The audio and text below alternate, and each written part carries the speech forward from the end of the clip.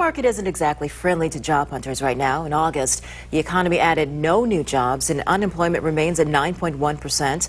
But this morning, we've got advice for young job seekers who are finding entry-level positions or even asking for 3 to 5 years experience. Peter Hahn is author of the book Nobodies to Somebodies. He joins us this morning. Thanks for being here. Thanks for having me. Your book, first of all, you actually did a case study. You went out and you found the best of the best and interviewed these people in their different fields to find out how did they get to where they are.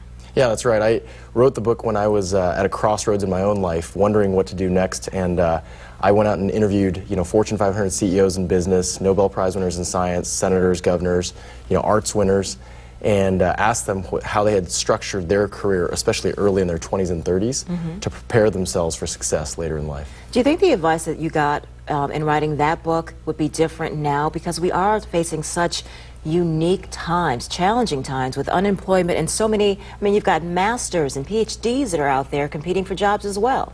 That's a great question, and I'd have to think about it a little bit, but my first reaction is probably that it wouldn't be that different because even though these are very unusual circumstances, as we all know, I think a lot of the things that the 100 leaders told me for the book were pretty timeless. Things about self-knowledge, hard work, ethics, sort of how to find mentors, work-life balance, those kinds of things that don't tend to change too much from time to time. And you also have a unique perspective being a general manager for Microsoft.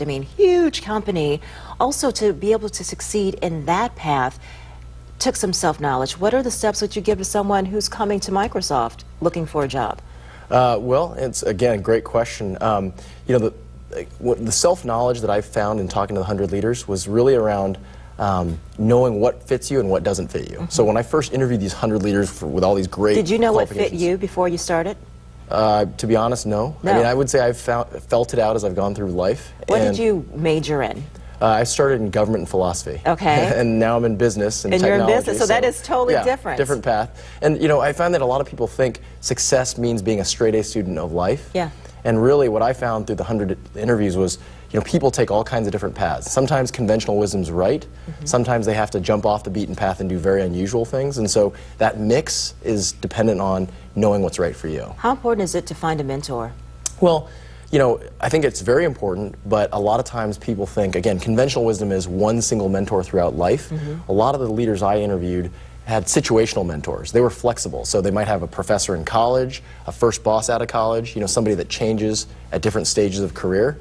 And so again, that ability to find the right thing for you was really the distinguishing factor. That is wise. I've never thought of it that way because as like a baby goes through stages and you've got different stages in a toddler, infant, You should have that also in your life with mentors. Right. You're in town at the Frontier Airlines Center speaking to a group of fine folks. That's right. The PDS Technology Conference, a great local Milwaukee company. Very excited to be here and looking forward to that event. Peter, thanks. The book is Nobodies to Somebodies. Very interesting. 100 folks, different walks of life, but all have something in common in that they have found success. Let's go over to Rob. Rob.